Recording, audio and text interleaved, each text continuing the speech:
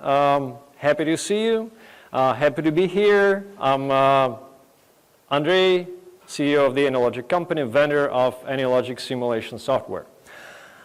Now, we have this topic today, simulation and artificial intelligence, really hot topic, widely discussed worldwide. But before we start, I would like to reference Lyle Wallace, who is analytics director of one of the biggest consulting company, PricewaterhouseCoopers, who said this 2 years ago, that simulation is a key AI technology and those simulation practitioners who will embrace it will benefit.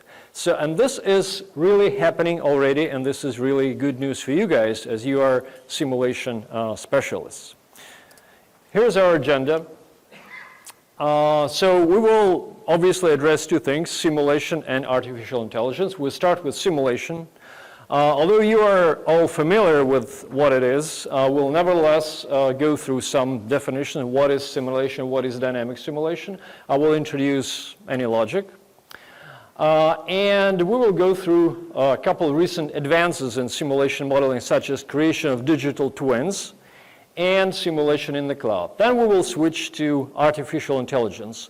Again, we will need some AI terminology to go through. And we will consider how simulation modeling can be used in connection with artificial intelligence, why simulation is useful for AI. And I'll give you a couple of industrial examples, like how deep reinforcement learning helps to optimize a production line. And then another one, like a testing of a trained policy in a simulated environment. That's basically our agenda, and let's start. So we'll start with like traditional simulation. This is my favorite slide about modeling. Those of you guys who have been through AnyLogic training has probably seen that slide, but I like it so much, so I will present it anyway. So you have a real world, and in the real world you have a certain type of a problem. And you're looking for a solution. Now, it may happen that finding or searching for a solution in the real world is not possible, just because it is too costly, it may be dangerous, or the real object might not yet exist. Then what you do, you go up from the real world to the world of models. You build a model of your system, of your object, right? This is already a process of abstraction. So abstract away, you leave out things that you think that are not important for solving the problem, and you leave those things that are important, right? So obviously the model is, in any case, inaccurate, incomplete representation of reality. Then in the world of models, you do certain experiments with the model. You can do calculations, you can do optimization, you can run Monte Carlo, anything like that. And you find a certain solution, or you do your forecast. And then you implement that solution in the real world. So that's the thing. So the main idea about modeling is that this is a journey through this risk-free space. By making changes in the virtual world of models, you don't risk, right? You are free to do anything, you can do anything, and it wouldn't cost you much, right? Now, if you look at what types of models are out there, there are many different types. There are mental models, models that you keep all the time in your head, right? There are physical models, for example, like a toy railroad is a model of a real railroad. There may be analytical or mathematical models that, for example, many people do use spreadsheets for modeling, like Excel spreadsheets. These are also models, right? Finally, there are dynamic simulation models, and this is what we're focusing on today. Now, what is dynamic simulation? The main thing about dynamic simulation, that a dynamic simulation model is a set of rules that allow you to obtain the next state of the system in time given the current state. Therefore, dynamic simulation model produces, given certain inputs, produces a trajectory of how the system changes over time, right? And as simulation model produces that trajectory, you observe your outputs, right? So you measure things as the model goes. If the model happens to be stochastic, like internally stochastic, we have a tree, multiple trajectories instead of one, right? So any dynamic simulation tool, be it AnyLogic or anything else, does this. Now, a quick demo of a simulation model. Now, these days, to run a simulation, I don't need even a simulation tool installed in my machine because we have cloud out there. And no, not here.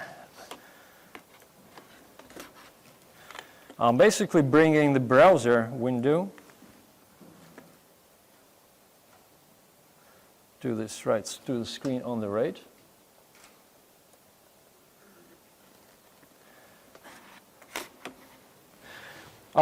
This is AnyLogic Cloud, cloud.anylogic.com, and here you can see a collection of simulation models contributed by AnyLogic worldwide user community. So just let's pick one of them. I'll go to transportation and logistics, and I'll choose this distribution center model. So I'll just run animation first of all. Right now the model is starting, and the actual execution of the model actually goes elsewhere in the Amazon cloud. This is obviously a model of the warehouse. So we have certain storages, docks for trucks. We have unloading docks, loading docks, etc., forklifts, and we have certain parameters here in the model that I can change as the model goes. What else do we have here? We have 3D animation. We obviously have 2D. We have statistics, and I can run model in a kind of fast mode. So you will see how these graphs progress. I can look at the order backlog, etc. So this is an animated model run. Also, if I'm only interested in like simulation results and I'm not interested in animation, I can run the model with this parameter set, and that'll produce that kind of outputs as pictured here. Or I can run different scenario, and it will produce different outputs. So this is kind of the how simulation model looks like. And obviously those of you who have used AnyLogic already know what it is. Okay, so I don't really have that much room for mouse here, so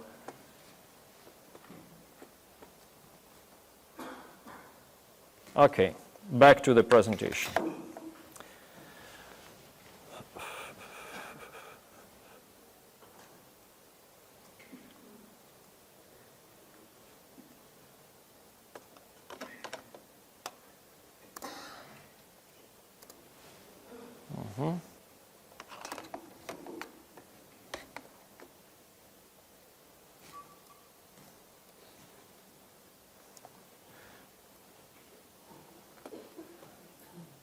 Where's my PowerPoint? Yes. Now, AnyLogic. I will start with a very ambitious slide, a history of simulation modeling in one slide. So, the whole thing began in the 60s when at around the same time two modeling methodologies were suggested.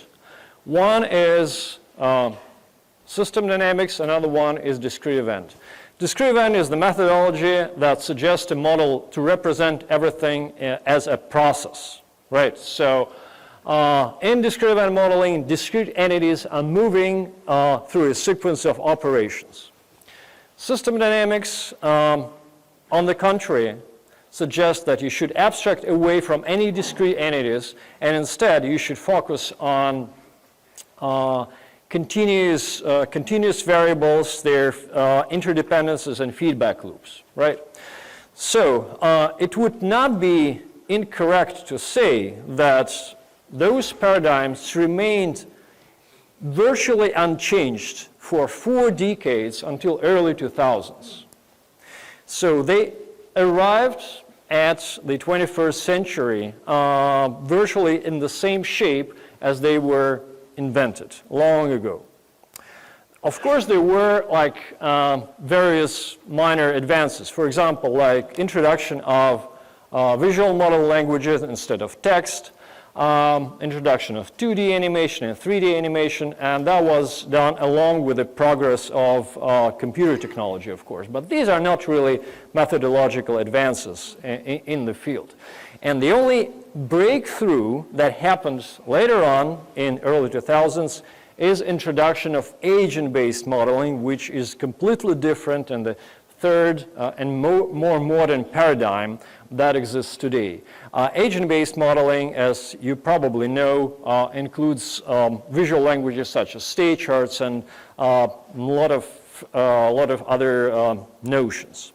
Now, since then, those 3 paradigms merged into what currently can be called a multi-method modeling, where modelers are choosing which paradigm to use depending on the problem, and modelers are able to combine different paradigms in one model. And AnyLogic pioneered that approach, multi-method modeling, giving the modelers the biggest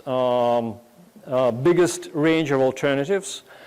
And we also were the first and only tool who introduced agent-based modeling for business applications.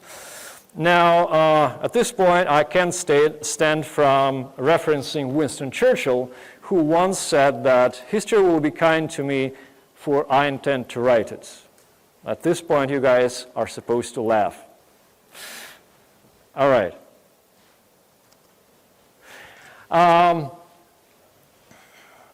AnyLogic today is the most popular simulation tool in the world, and we're used in different areas like technology, supply chains, railroad, healthcare, pharmaceuticals, oil and gas, mining, and obviously global consulting. So this is a very incomplete list of our key customers. Now, some other data that you might be interested in, like if you look at LinkedIn, like out of the whole LinkedIn user community, 1/3 are AnyLogic users. Then Winter Simulation Conference is the main annual meeting of simulation modelers, and where modelers present their work. So last year, out of all use cases presented at Winter Simulation Conference, 40% were AnyLogic use cases, and that mind share only increases over years. So we're really the technology and market leader in the space. Now, why everybody uses AnyLogic? Well, the main reason, to put it simply, you can model virtually anything in AnyLogic and at any level of abstraction. So you can go down to really a low level of details and model real physical world with physical objects, dimensions like, meters per second, kilograms, etc. You can go slightly more abstract and model kind of larger scale things like larger scale logistics, like, for example, rail yards or road traffic, or like terminals. You can go even higher and model the whole global supply chains, or you can really do very abstract models where, you know, time horizons are years, and your maybe agents that you're modeling are like companies, right? And AnyLogic allows you to use discrete event, which is mostly used medium to low level of abstraction, system dynamics, kind of management or higher level view on things, as well as agent-based modeling, which is really applied anywhere. And people really love AnyLogic for, first, this is still the only professional agent-based modeling tool. Second, you can combine different approaches in one model. We have a wonderful set of libraries. We have like basic stuff like process modeling, fluid and material handling, but also we have road traffic, rail, and pedestrian libraries out there. We're still the only tool that's where you can integrate true geographical information systems and maps with routes and dynamic search for locations and routes in the model. In AnyLogic, it's easy to create models that are what we call self-configurable. So you create a very generic model, then at any given point in time, you parameterize the model with some data, and here it is, dynamically configured model. You should not care about like redoing your model given a different configuration of your system. In AnyLogic, you can export the model as a standalone application anywhere and then include it into your custom workflow, including operational workflow within your organizations. Finally, we have AnyLogic Cloud, which I just showed you. Now, a couple of recent trends in simulation modeling. I'm probably good on time because this is virtually a half of this presentation. So we will consider first digital twins and next simulation in the cloud, but simulation in the cloud will actually be presented to you later. It works. Good. Now, everybody in simulation world these days is talking about digital twins. This is a really trendy word. Now, I would like to warn you right away that not every simulation model is a digital twin. Digital twin is a simulation model that has a certain number of characteristics. Let's consider what it is. So again, you have this real world, and you have your real existing operational object that lives its real life in real time. At the same time, you have a model replicating that object, a digital twin, which lives obviously in the world of models and sits there most of the time doing nothing. Now, every once in a while, you do this. You take a snapshot, an immediate state of the real object, and you provide that snapshot data to the model, and you parameterize the model with that real data. Then, in the world of models, you simulate forwards. Because this is virtual time, you can simulate forward to any time horizon. You can simulate, you can do what-ifs, you can do optimization, or otherwise explore what's going to happen with your real object. And you provide forecast or suggestions to make decisions in the real world, and then those decisions are implemented, and necessary actions are being taken. And that process actually is periodically repeated. Now, how big is the simulation horizon? How frequent are these invocations of the simulation model? It can vary. It can be maybe like every 10 seconds, every hour, every day, or maybe even like every year, depending on the type of object and the scale, right? But important things are that the digital twin first represents real existing object, and next, it is parameterizable with real-time data. Therefore, requirements for a digital twin. These are, first, the simulation model has to have a well-developed data connectivity, right? Because it needs to be parameterized. It should be flexible enough to allow, let's say, initialization in arbitrary state, depending on the current state of the real object. And obviously should have high-performance simulation in case this is, for example, a real-time operation of the object that you want to manage. So this is what digital twins are about. And I would like to go through a case study of a digital twin, recently created by our partner, a company called Decision Lab. It's a British company, and Siemens. So the background is that Siemens acquired a certain type of gas turbines business from Rolls-Royce, and started supplying those gas turbines to their customers and wanted to improve the process of serving those turbines, so which includes maintenance, repair, overhaul, etc. Now, the kind of technology that was in place was Excel-based methods for managing the service of gas turbines, and which wasn't ideal, and I wanted to improve it. So the questions that were placed before the Decision Lab were this. How do we actually predict the key performance indicators of the service system, and how do we evaluate investment options, which are, what do we invest in? We can invest into engine themselves to improve their performance and durability. We can instead increase the service capacity, or we can, for example, raise the inventory of spare parts, right? So, using AnyLogic and agent-based modeling, a digital twin of the gas turbine fleet was built by Decision Lab.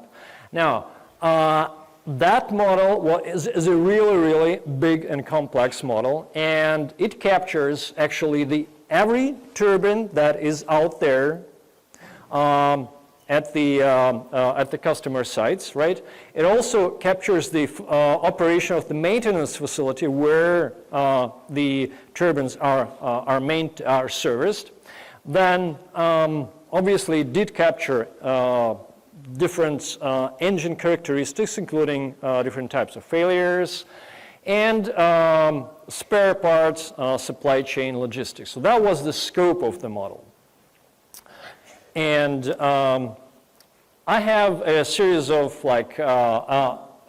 screen animation that will give you an idea of how this thing works. So this is the page where you configure the model. Go over again. So this is Atom is the name of the project. So this is start page. You do some initial setup, like choose the date, etc., and then you press run, right? This animation goes through different screens. You did have GIS map animation, you have all the engines, you have KPIs, you have the number of shop visits per year, you have some Gantt charts. So these are all different screens of that application that was developed by Decision Lab and then supplied to Siemens. And then the this last screen is the more advanced Monte Carlo simulation, which gives you an overall picture of how this fleet of gas turbines sold by Siemens is being serviced.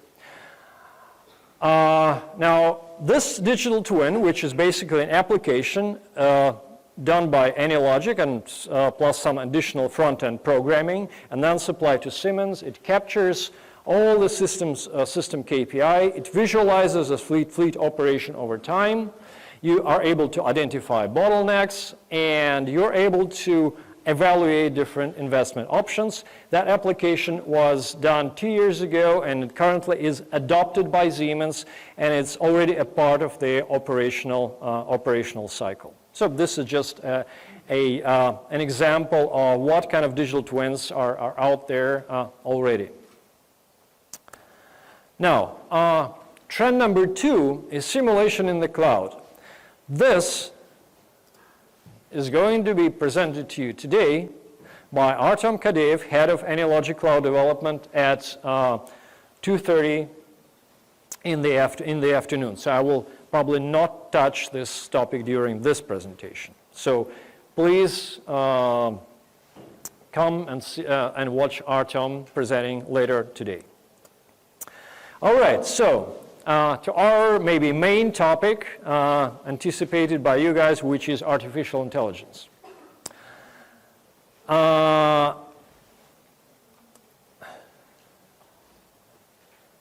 Good news for you guys, because if you are simulation models, then you should expect a rapid growth of demand for your work. And this is because that demand is coming from artificial intelligence world. The thing there is that AI developers were so successful at developing AI for some kind of problems like, well, including, for example, playing chess or playing Go, playing computer games, as well as some business applications, that they're now expanding to other types of business application, including like manufacturing, logistics, supply chain, business processes, healthcare, etc. So they think, okay, where AI is so successful here, why not, letting AI not playing like chess, but managing a manufacturing side, or managing supply chain, or managing a business process. But to do that, AI needs to learn how to behave in complex business environments, which are way more complicated than chess or even Go or even any computer games like Dota 2, right? So how do actually AI developers teach AI? How do they train AI to behave successfully in business environments, right?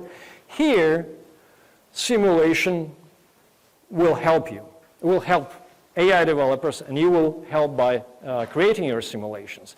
Because simulation models naturally are those risk-free virtual environments which you can configure to be realistic enough to test and train artificial intelligence, or as they are called, learning agents. So this is what's happening today. Okay. A little bit of AI definitions. So we have general AI in general. We have machine learning, which is a subset of this.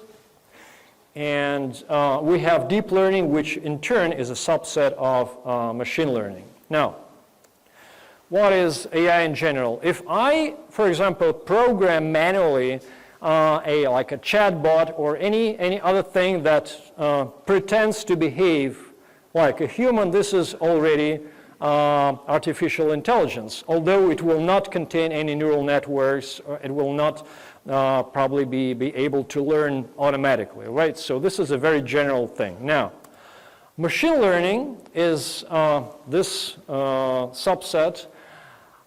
Are those programs that are able to learn or are able to modify themselves, being guided or being unguided. Now, that subset, with the excluding deep learning and neural networks, is actually what's called conventional or traditional AI. And it includes different technologies like random forest, k-means clustering, etc., which has been around for quite a while. But it's limited because to learn, it needs human guidance. And finally, deep learning and neural networks, which loosely based on how a human brain works, are able to learn without a human explicitly guiding them. And this is obviously most exciting and most rapidly developing area in AI. Now, what are machine learning paradigms today? Just some more definitions for you guys. So we have supervised learning. For example, I want to develop an AI component that will work in my mail client and distinguish valid emails from spam, right?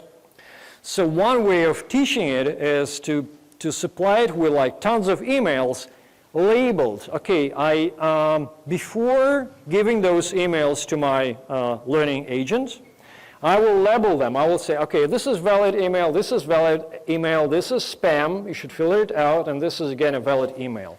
This is called supervised learning. Then there is unsupervised learning, where I again supply tons of data to my learning agent, but those data aren't labeled. For example, I would say this is like my customer behaviors, like for example my social network customer behaviors, and AI has to group them, has to distinguish, for example, divide them into 3 different groups, right? And it will do it automatically without me, labeling. Okay, this customer belongs to this group or to that group. So this is called unsupervised learning. Finally, a slightly different type of learning, which is called reinforcement learning. Here, no data sets are provided to the learning agents. Instead, you put agents, this is obviously an AI learning agent, you put agent in a certain environment, and it learns by trial and error. So basically here, we're not looking for AI that will do like, for example, that will distinguish like pictures of cats from pictures of dogs, right? Here we're looking for AI that will learn to behave in a dynamically changing world. Like, for example, this could be a chess game or a Dota 2 game or, I don't know, manufacturing side. And the learning process is this. The state information is provided from, goes from the environment to the learning agent. The learning agent, AI, makes an action, makes a move, and then it is supplied with a reward, which can be positive in case it does something good, or negative, or neutral, etc., depending on the quality of the action. And AI learns in steps by making action and receiving the reward, right?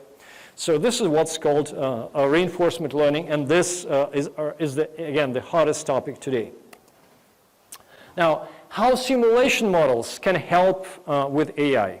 There are 3 major scenarios of how simulation links with AI. First, and this is very important already, simulation models can generate synthetic data. You are aware that AI needs data to learn, but where do you get those data, right?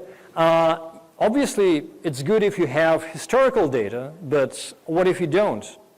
What is that the data sets you have are limited, right? Or what do you do if the object that is intended to generate the data is not existing yet? So then you can create a model of such object and run it many times, and it will generate clean and naturally labeled data for your artificial intelligence in any amount of that data. So this is one scenario how simulation is used, but not the most exciting. Another scenario is when your AI needs to learn certain behavior, right?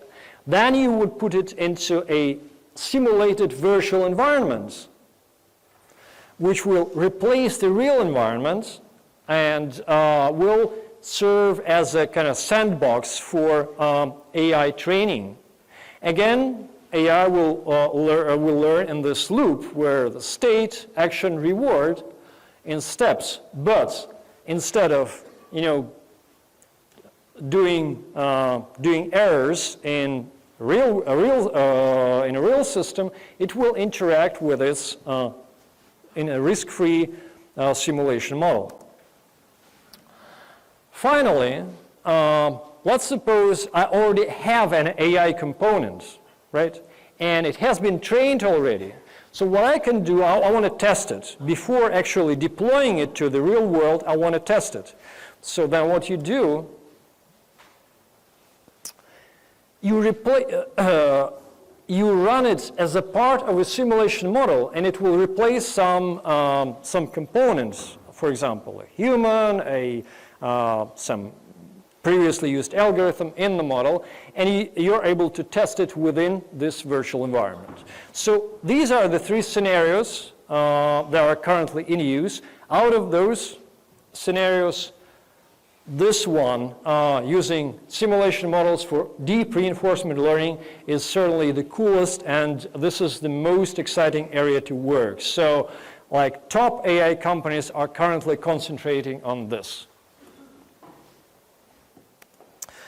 All right, couple of examples.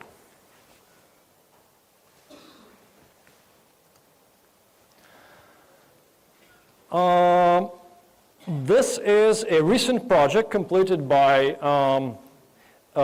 Italian company called Engineering, and it was presented at the AnyLogic conference this year. This is a link, and later on, if you're interested, you can find more information there. So this is, in this case study, AI helps to operate a production line. This is about manufacturing big and heavy industrial components, namely magnetic cores, ferromagnetic cores. So this is a picture of ferromagnetic cores. Its weight is probably tens of tons. And this is a plan of the factory floor. So what's happening there is that you have, at the same time, many such cores in production. But it's not a kind of a conveyor, like a simple conveyor, where every core has to go through the predefined same sequence of operations. No, every core is a tailored core. Every core is customized, therefore the sequence of operations for each core is unique, right? On the other hand, as long as you have several cores in this shop floor, right, you naturally have conflicts. For example, this guy has to be moved to that workstation, but then there's another core in its way, and there's maybe a bottleneck. So how do you manage that? So the previously used way of managing this production line was human brains. So experienced line manager was looking, okay, here are my tasks for today. I will most probably do it this way. So I will kind of shift these things to the right, this to the left, then I'll move this thing here, and then et cetera, et cetera. So the question was, how do we automate it? How do we maybe provide a better management algorithms for this production line? So alternatives were, well, the current already implemented alternative was human decision making. Another alternative was heuristics. Because if you're smart enough, if you're a good mathematician, and if you extract that knowledge from the line manager correctly, you probably could program your heuristics, which might also be the way to go. But the consulting company decided not to go that way, which is also traditional, and decided to try artificial intelligence. So why don't we submit or assign decision-making to artificial intelligence? So what they did a simulation model of a production site, a very detailed simulation model in AnyLogic. They decomposed the ferromagnetic core movement tasks into, let's say, smaller tasks, subtasks, and they trained a number of neural networks using deep learning to do like primitive tasks. Like in this video, this core, which is moving, is moved actually by AI in this model. And the target position is here, T16, right? And this animation goes in a loop. So the starting positions are different, but then all the moves are taken by AI, and the core always ends in the position T16. So all the moves here are correct because this is an animation of already trained AI component, right? If I were showing you animation of the training process, you will see that the moves that AI makes most of them are completely useless, are completely wrong, but AI is receiving a reward. And reward was structured like this. This is a reward function. So if the core reaches the target position, the reward is large positive, like 1,000, just as an example. If the action that AI component makes, if the move that AI component makes brings the core closer to the final position, then the reward is just small positive, like 1. Otherwise, it's a negative reward, which may be -1. The technologies used in this case were obviously AnyLogic for simulation modeling, and then our L4J library provided by AI company SkyMind. It's reinforcement learning for Java. So our L4J was integrated with AnyLogic, and we have a number of examples of such integration. And that was the architecture of the training environment for the model. So finally, by training several different neural networks, they were able to achieve the performance of artificial intelligence equal or slightly better than human decision making, and they're now implementing that AI component at the customer's field. And right, so that was example of simulation and deep reinforcement learning.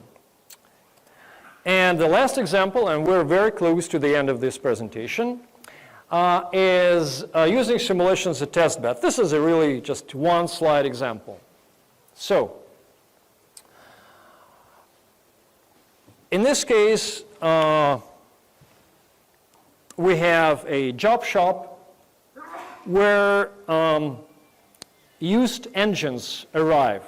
And for each engine, the job shop, the workers there do inspection and then decide, okay, this engine is no hope, we will scrap it. Or that engine is can be repaired and should be sent to refurbishing, right? And in the animation here, you have two screens, right, on the left and on the right. So the screen on the left is not really a model, it's a playback of a historical data, of a history of how this job shop was operating under human decision making, right? And on the right, with the same input data, same sequence of engines with same parameters, were sorted using a already trained, maybe externally trained, artificial intelligence component. AI was trained in Keras, which is another software for AI training with labeled data, and the AI was imported back to AnyLogic and tested there. So as you can see, okay, the animation look very similar. As you can see, the number of correctly sorted engines is higher here than historically. So that's another way of how simulation can be used. Again, here, we're not training artificial intelligence. We are testing artificial intelligence externally trained. Okay. Conclusion. So why we're making the statement similar that AnyLogic is the platform to train and test artificial intelligence for business. First, you can model virtually anything with AnyLogic, and we have a proven set of success stories, proven set of records in virtually any industry. You can go to our website and you will see there tons of successful projects, simulation projects performed with AnyLogic. Then, what's really important for AI integration, AnyLogic has a rich open API, and AnyLogic has ability to export a simulation as a standalone application, which then can be incorporated into AI development environments. Then, you remember I told you in the beginning that AnyLogic pioneered agent-based modeling. And these days, it appears that agent-based model is a natural way of incorporating artificial intelligence components as agents into the simulation model. So you don't have to fight the language or fight the methodology. It's naturally supported by AnyLogic. And finally, we have AnyLogic Cloud. And AnyLogic Cloud is ready to use for deep reinforcement learning. And this is how it's done. So let's say you have like Skill or Bonsai platform. In other words, any platform where you actually can train neural network. Then you have AnyLogic model sitting in the cloud. So what you can do, using our API, you can invoke the model, and you could do things like start, run, give me the state, take certain action, reset, and stop, right? And neural network is able to interact with the model running in the cloud. And these are kind of the typical patterns of AnyLogic Cloud model usage, right? And also, what is really important, these days, there are technologies that allow neural networks to learn in parallel, right? So you can do parallel experiments, which is essential because you need many iterations. You need, maybe millions or maybe hundreds of thousands of iterations for neural network to learn. And natural parallel execution in the cloud can help this. Well, guys, that's basically it. I would like to thank our partners who work with us on AI. And these are SkyMind Company, Element AI Company, Microsoft, PricewaterhouseCoopers, and McDonald's. So these are our partners which we collaborate on artificial intelligence project. And you can see what exactly these companies are doing. Here are some useful resources. I will not go through them because I hope that you will receive this PDF of this presentation after the conference. And finally, I hope I was not wrong.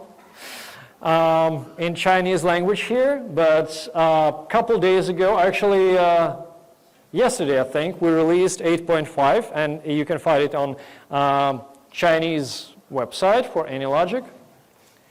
And with that said, thank you.